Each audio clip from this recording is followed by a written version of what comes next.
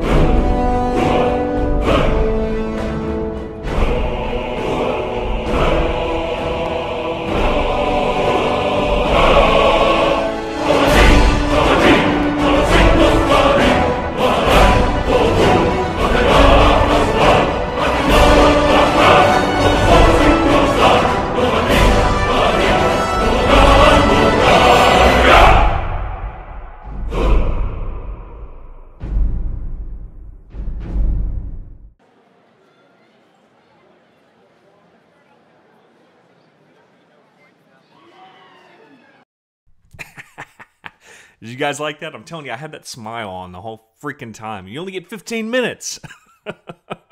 So it sucked about the whole thing. But guys, this is, I'm going to go ahead and call it. This is going to be Game of the Year, okay? And that's my honest opinion based off of games that I've won Game of the Year in previous years.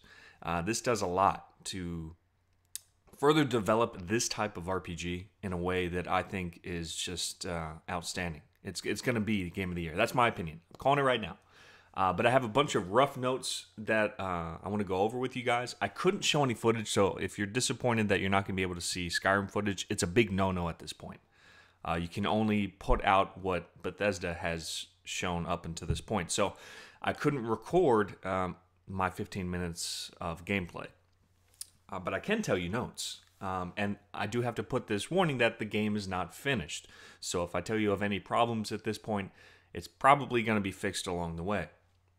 So the first thing that I noticed, because when you're playing the demo, you start out with your character creation, and the character models are just outstanding, guys, especially the orc. Like, in previous Elder Scrolls, the orc always looked like this retard that no one really wanted to play. I don't think they ever got that character model right, and in this one, the orc really looks like, you know, this really buff, like, monster dude.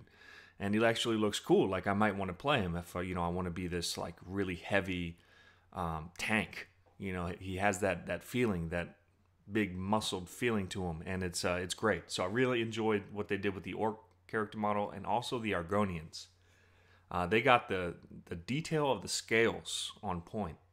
I mean, they kind of have like a crocodile, you know, lizard look, and it's very well done this time around, and it's a lot better than in previous models. I wasn't completely happy with the Khajiit, but I've never really been attached to that type of race, so that wasn't a problem for me.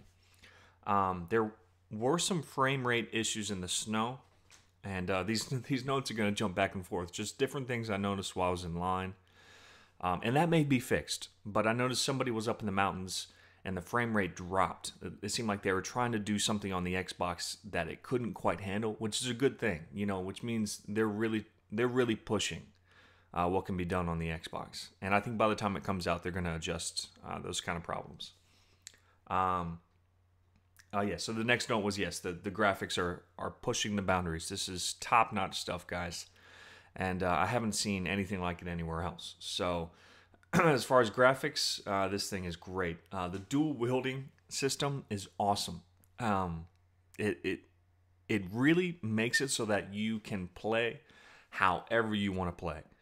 You know, the customization with dual wielding is just crazy. You know, I mean, it really gives you the ability to do combat and to also do magic at the same time, while giving up that defense.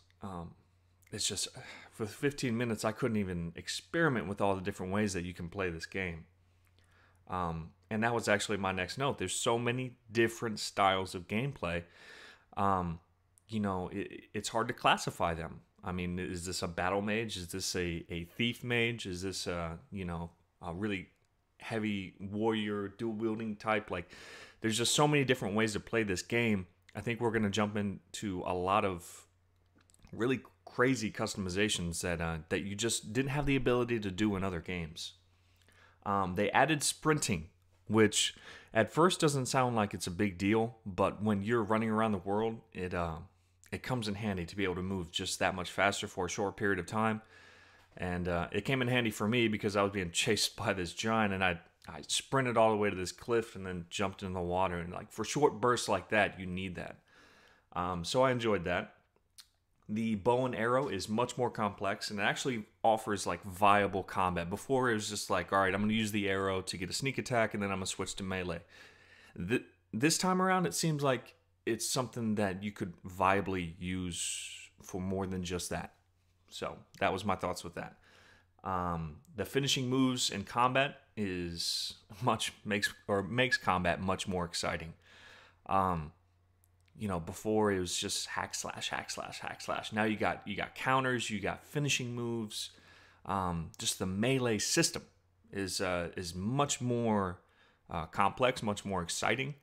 To actually get into these fights, and it's not it's not as I'm not going to say that Oblivion was bad. It just needed more work, and they definitely put a lot more effort into that. Lockpicking is a little bit different. That's just a note that I noticed. It's more like Fallout, if you ever played that. I noticed the water could be more developed. It looks outstanding from a distance, but it doesn't have that flow that water should have and that other games have implemented up until this point. Now that, like I said, that may change, and that also may be just one of the drawbacks of playing this on the Xbox is you're not going to get those extra graphics and stuff like that you can get with the PC because they are pushing the boundaries so hard. So that may be one of the shortcuts that they took. I don't know, but like I said, it may change. Your character does not have a voice, and I can't be disappointed with that. What I mean by your character doesn't have a voice, meaning like Mass Effect or Dragon Age 2, where when you're speaking, your character has a voice. I've come to enjoy that. It helps the storytelling move a lot more smoother. But with this kind of game, with so many different customization options as far as race, and stuff like that, I can't be completely disappointed that they weren't able to get character voice or like get a voice for your character. I would have loved to see it, but it's not there.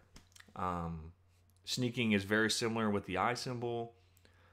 Third person looks great. It's actually like a way to play now. If you're a third person RPG kind of guy, which I can be, because I like to see my character develop in front of my eyes. And swinging a sword around in first person just to me seems awkward because I can't see if they're sidestepping me, if I'm actually going to get that swing on them.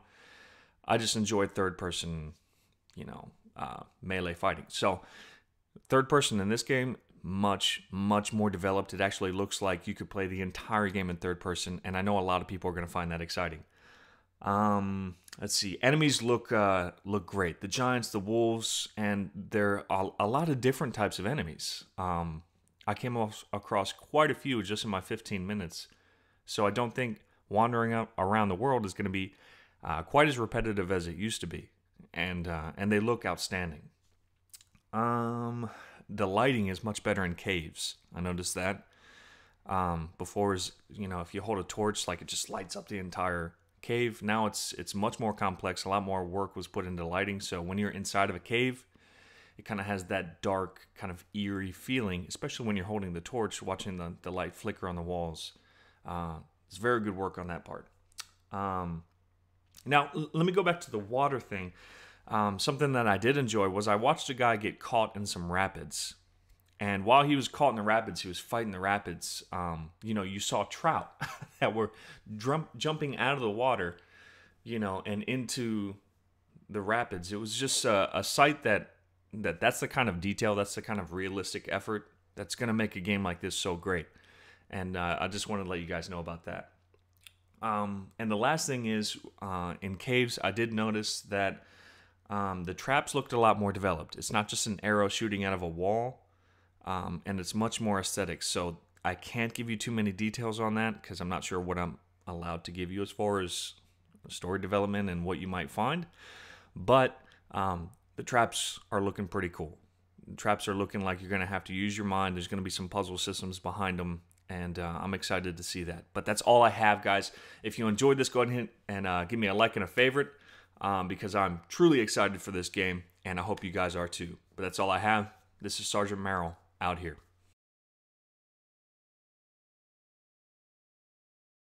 Hey soldiers, with today's social media, there are more ways to stay connected than ever. In the description, you're going to see several ways to follow your favorite NCO, yours truly, and never miss the content that I put out. You'll also have exclusive opportunities to play in my open lobbies and even participate in some of my videos when I require it. So what are you thinking, soldier? Follow me.